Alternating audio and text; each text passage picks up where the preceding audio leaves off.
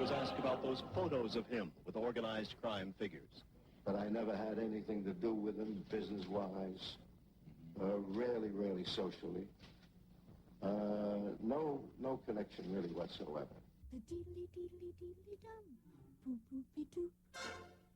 They could have chosen any time they wanted to kill Marilyn Monroe. But why did they choose the very day, the very evening that Bobby Kennedy was there? Happy birthday, Mr. President. The Kennedy brothers had relationships with the sex goddess of the 60s, Marilyn Monroe, and that Jimmy Hoffa was trying to get evidence against the Kennedys. Hoffa said, I'm going to kill Bobby Kennedy. I want to kill Bobby Kennedy. I want him dead. The Attorney General has got a vendetta against me, and I'm going to kill Kennedy and all of his children.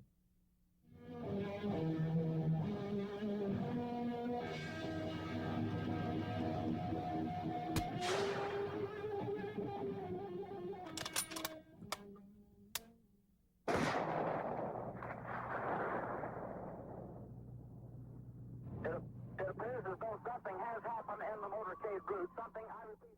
The history of the Philadelphia family was one of chaos, almost anarchy. And out of all of this chaos and confusion, one figure emerged, and that was Nicky Scarfo.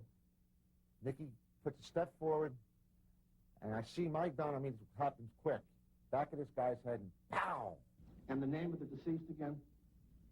The man who was killed by someone? Vincent Falcone. Say again, please. Vincent Falcone. Could you spell that last name, please, just for me? Falcone. And was he a friend of yours? I invoke my right under the Fifth Amendment of the United States Constitution and decline to answer the question.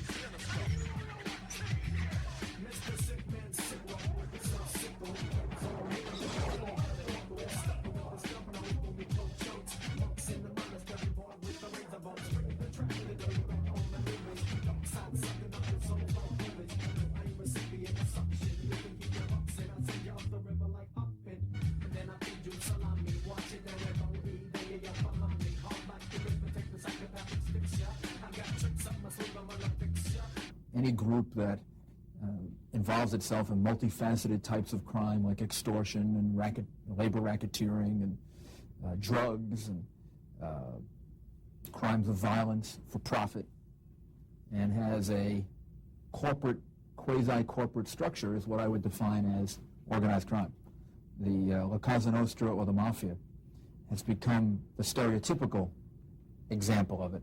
But we have numerous other types of organized crime groups in the United States.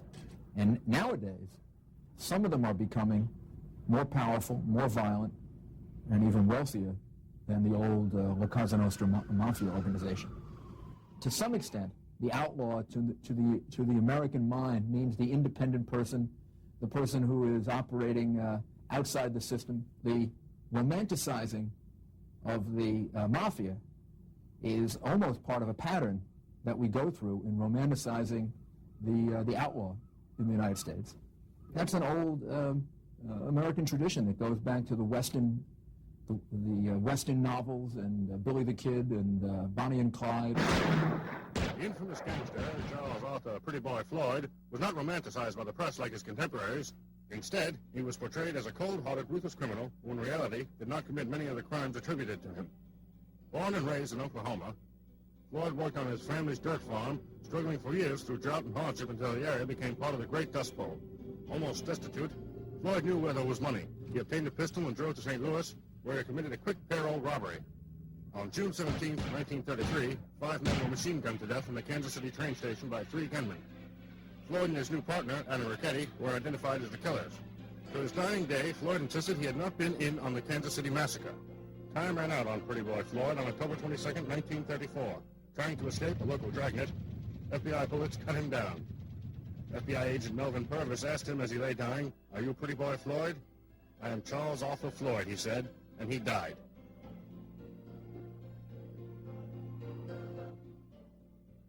Help the federal drive to put the gunmen and the racketeer behind the bars where they belong. John Dillinger was America's classic bank robber. Born in Indianapolis in 1903 to a typical Midwestern family, his mother died when he was 4 years old. After a stint in the Navy, Dillinger was unjustly sent to jail for a grocery store holdup. An ambitious but bitter young man, he quickly escaped. His gang would soon carry out the most successful bank robberies in the country's history. Within the space of 12 months, Dillinger robbed more banks and stole more money than any other gangster had in their entire careers.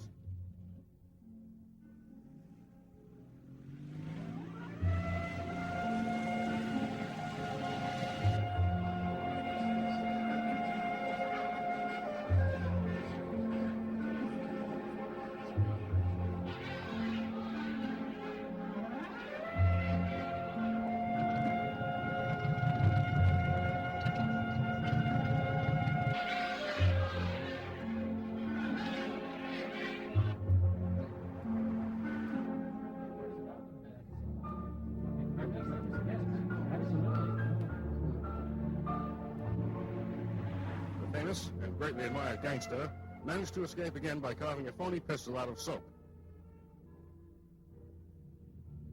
Now, Dillinger had an army of law enforcement agents after him.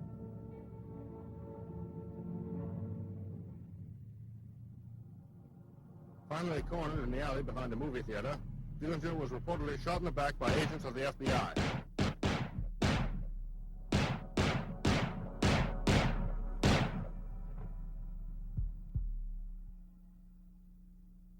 No hard evidence was presented that the man shot was actually John Dillinger, and many witnesses commented that the corpse had brown eyes compared to the gangster's blue eyes.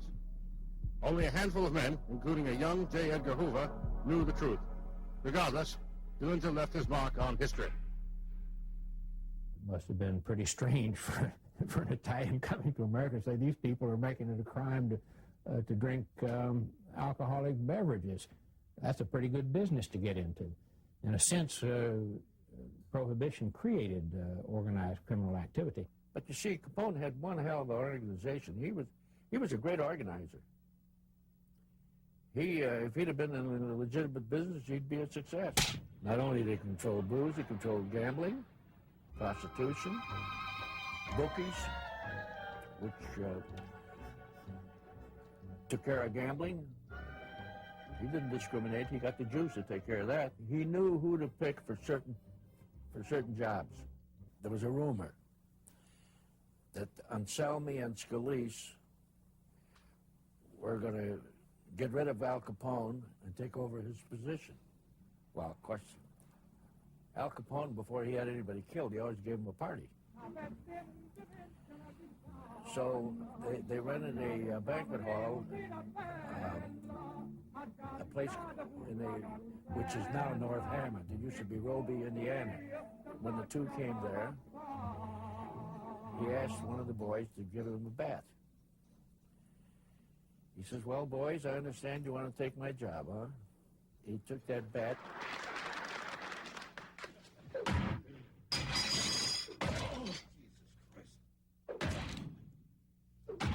And he killed both of those people.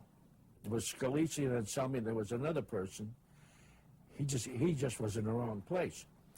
When the wires came across, we got to know about it. We went out there and photographed the three bodies. So they figured it was a rival gang that had killed these three people.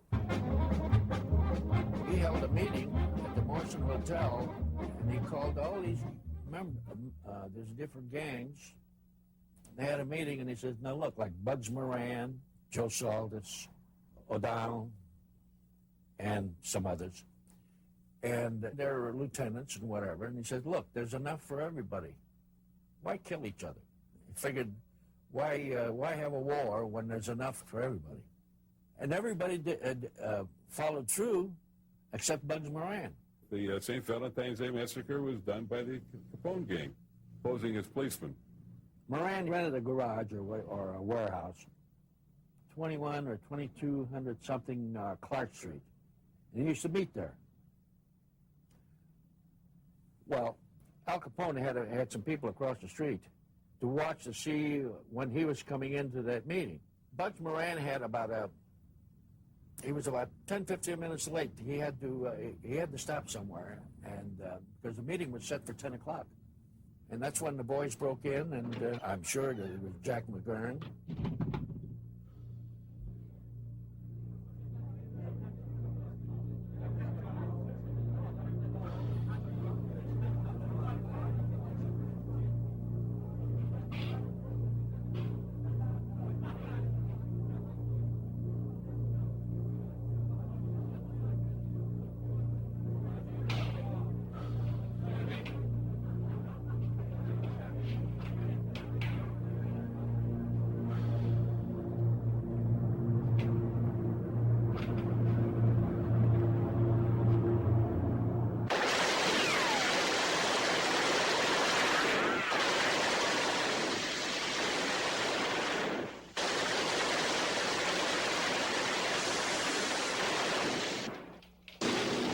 The history is there.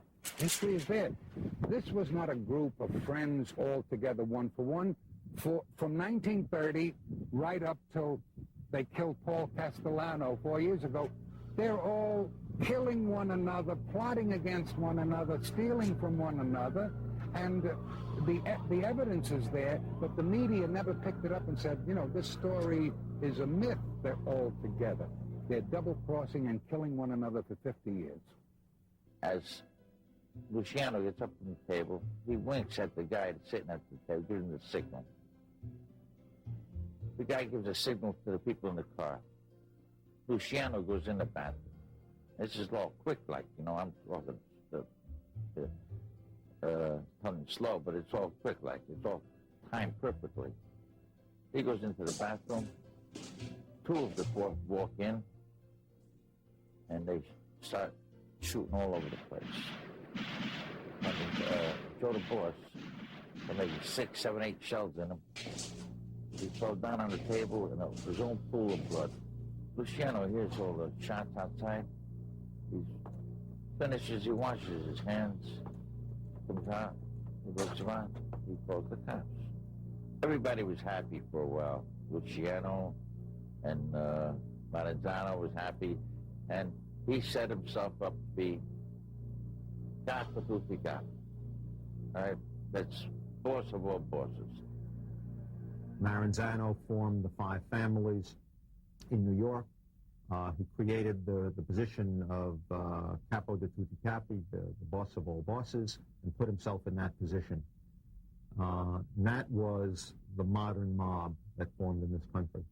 Luciano and Maranzano were both very smart men.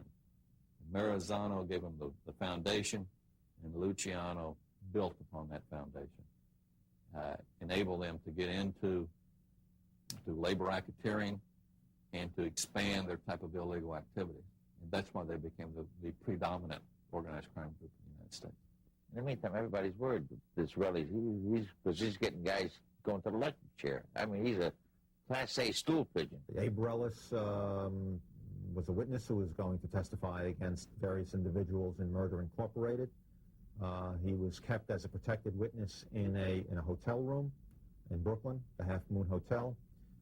A number of police officers were guarding him, and Relis was found outside the window, many stories down, dead. He got all dressed,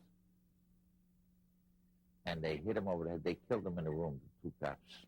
And they tied a couple of sheets together. They threw it out the window. I think it was on the 6th floor, 5th or 6th floor. And there was an embankment before you get to the floor. There was a concrete embankment. They threw him head first out the window. So, you know, it didn't look like he was killed. And that was the end of him. The official result of the investigation was that he tried to escape and fell from the window. But there is no one that I know who has looked at the incident who believes that's what happened. And there was no question at the time that one of the major strengths of the mob was their ability to corrupt